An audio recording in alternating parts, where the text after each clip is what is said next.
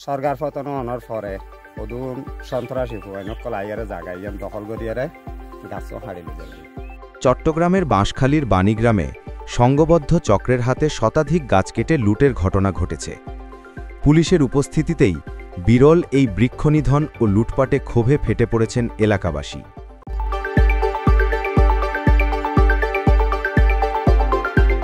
গতকাল বৃহস্পতিবার দুপুরে উপজেলার সাধনপুর ইউনিয়নের বাণীগ্রাম পূর্ব বইলগাঁও এলাকায় মুক্তিযোদ্ধা আব্দুল মান্নানের মালিকানাধীন বাগান থেকে লক্ষাধিক টাকা মূল্যের শতাধিক গাছ কেটে নিয়ে যায় দুর্বৃত্তরা। সকাল থেকেই দেশীয় অস্ত্রশস্ত্র নিয়ে ১০-১৫ জনের একটি সংঘবদ্ধ সিন্ডিকেট বাগানে প্রবেশ করে গাছ কাটতে থাকে। স্থানীয়রা বাধা দিলে উত্তেজনা দেখা দেয়। স্থানীয়রা বলেন, আমরা পুলিশকে খবর দিলেও কোনো সাহায্য পাইনি, বরং পুলিশের সামনেই তারা ট্রাকে করে গাছ নিয়ে গেছে। তারা আরও বলেন, পুলিশ ঘটনাস্থলে গেলেও গাছ কাটা ঠেকাতে কোনো পদক্ষেপ নেয়নি। আমরা হচ্ছি এলাকার লোকজন, এখানে আরো আছে, মেম্বার আছে, চেয়ারম্যান আছে, এরা বলবে না কাজ জায়গা, এরা যেটা সিদ্ধান্ত দেয় এটাই হবে। আমরাও বলতেছি, আমরা দেখতেছি যে এটা মুক্তিযুদ্ধ এমন না জায়গা, আর দুটো ছেলে আছে, আরেকটা মারা গেছে। ঠিক আছে, আমরা আজ ছোট থেকে দেখতেছি, আমার বাপ দাদার আমল থেকে এলাকার লোকজন সবাই দেখছে না। আজকে কি হয়েছে? আজকে কি হয়েছে? আজকে এরা গিয়ে হঠাৎ গাছ কাটতেছে, তো ওরা ফোন দিছে, আমরা গিয়ে দেখছি, পুলিশ সাথে নিয়ে গেছি। আমরা একলা যাই, কারণ এটা তো ঝগড়া করবে। এটা পুলিশের সামনে বলতেছে, জায়গার মালিক ছাড়া অন্য কেউ যদি থাকে আমরা কেটে ফেলবো, মেরে ফেলবো, ওই পুলিশের সামনে বসে। এখন কি চান আপনি? এখন আমরা এটা একটু সামনে 19 বছর দেখি দেখি অর্থাৎ মান্না সাহেবের জায়গা দখল করে। মান্না সাহেব আর সাই সিটি হইয়ে সাই সিটি বর্তমান আজ দিয়ে ইয়ান মান্না সাহেবের জায়গা আজ ইয়ান তখন বর্তমান ঘর বান্ধি দিকে ইয়ান মান্না সাহেবের জায়গা। তো ইয়ান দিয়ে আর সাই সিটি ইউনিয়ন মধ্যে আসি এবার গাঁড়ে কেউ শুনবার কেউ শুনবার কেউ গাঁড়ে হাত খাড়ি হাই এই বাগানটা কার আসলে কত বছর থেকে তারা বুদ্ধ ফল আছে? আমরা যতদিন দেখছি সব সময় ওই মনন সাহেব দেখছি, মনন সাহেব বুদ্ধ ফল দেখছি। কত বছর থেকে দেখতেছেন? আমরা দুই আসি এখানে, আমরা পেমাসি বাড়ি এই থেকে তো মনন সাহেব দেখছি।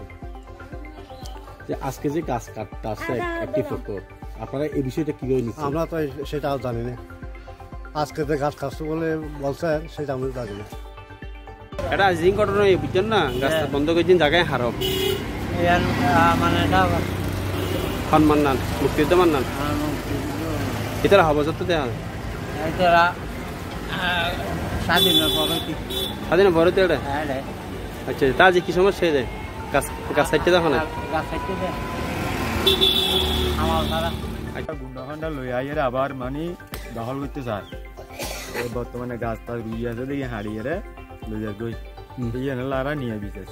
এই জায়গা হার জায়গা আব্দুল মান্নান, মুক্তিযুদ্ধ আব্দুল মান্নান মারা গিয়ে ফুয়ালে চাই হাড় দা হনে হাড় দে এই কামাল মিজিয়ান এই আরো 10-12 জন আছে। জায়গা বলতে মুক্তিযুদ্ধ আব্দুল মান্নান সাহেব আমরা ছোট হাল পর্যন্ত দেখি দিই জায়গা এই বেশাসিয়ত করে এড়ে গাছ গোছলা রইয়ারে বাগান করিয়ারে খায়। সরকার পতন হওয়ার পরে অদূর সন্ত্রাসী নকল আইয়ারে জায়গায় দখল করিয়ারে গাছও হারিয়ে যাবে।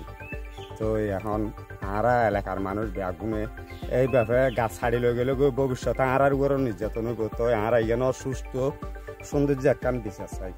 এএসআই আবুল হোসেন বলেন, আমরা খবর পেয়ে গিয়েছিলাম, কিন্তু লোকজন বেশি থাকায় আটকানো যায়নি।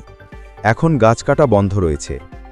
এলাকাবাসীর দাবি, মৃত আন্নর আলীর পুত্র মিজান মোল্লা ও মৃত নসিম আলীর পুত্র কামাল উদ্দিনের নেতৃত্বে এই ঘটনা ঘটেছে। তাদের বিরুদ্ধে একাধিক মামলা থাকলেও প্রভাবশালী মহলের ছত্রছায়ায় দীর্ঘদিন ধরে এলাকায় দখলবাজি ও লুটপাট চালিয়ে আসছে এই চক্র।